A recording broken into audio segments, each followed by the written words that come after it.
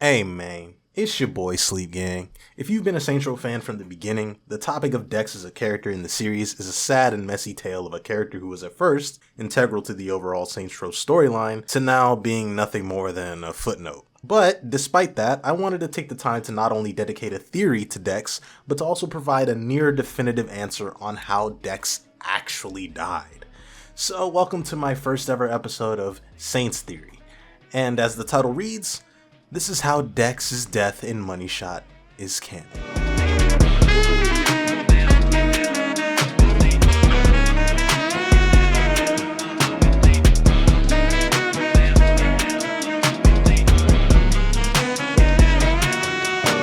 For any new Saints Row fans that are unfamiliar with who Dex is, let me give you the TLDR version of the story.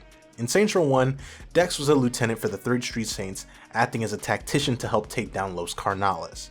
After we, the player, help the Saints take down all 3 rival gangs, Julius, our leader, betrays us by blowing us up on a boat, allowing for the Saints to fall apart and for Dex to get out of the game.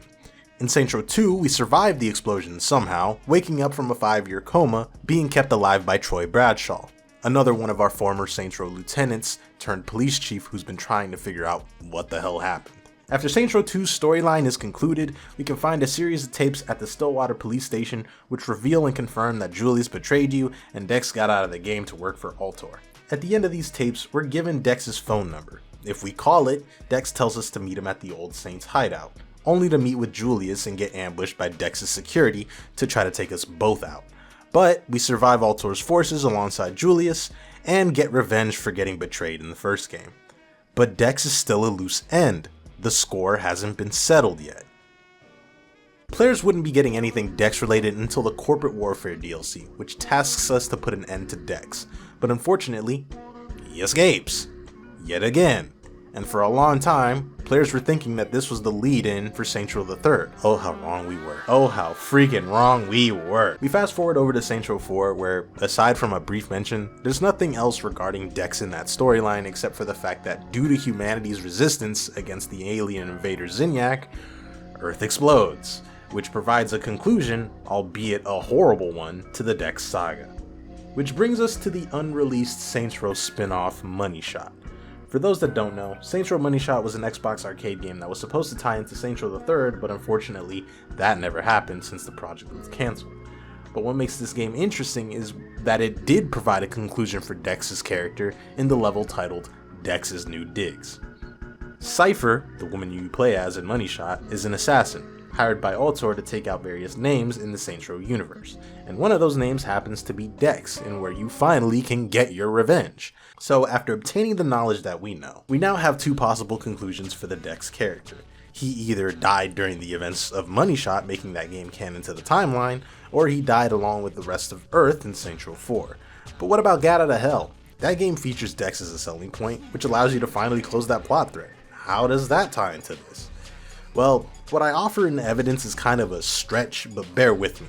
In Gat Outta Hell, Dex's look is literally nothing special.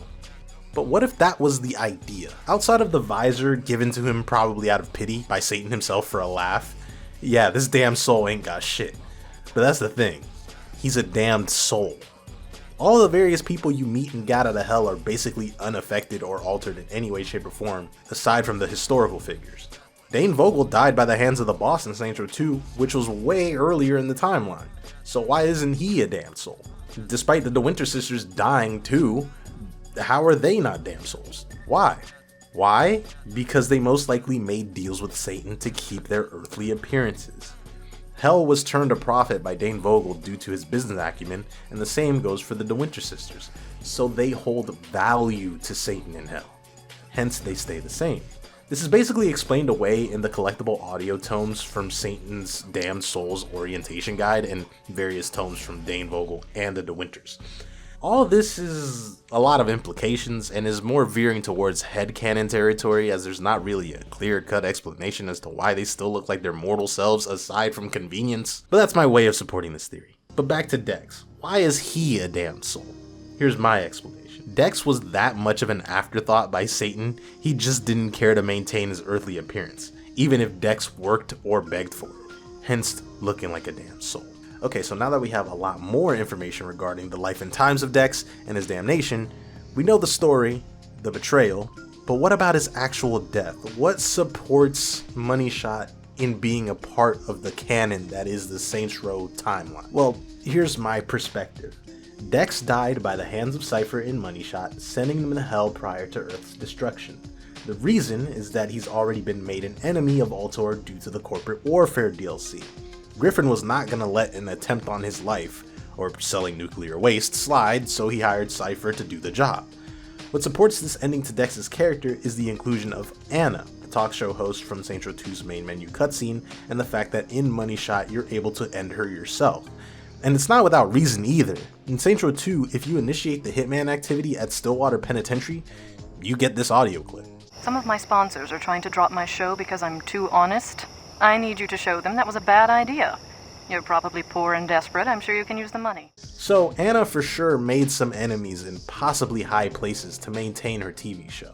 So Anna getting whatever coming to her makes so much sense. And it also explains why she never made an appearance in Saints Row the Third and onward. To provide even a little bit more of additional support for this theory, Cypher's attire is in Saints Row 4 as a purchasable, so it is canon to the series, even if you don't believe DLC has any weight.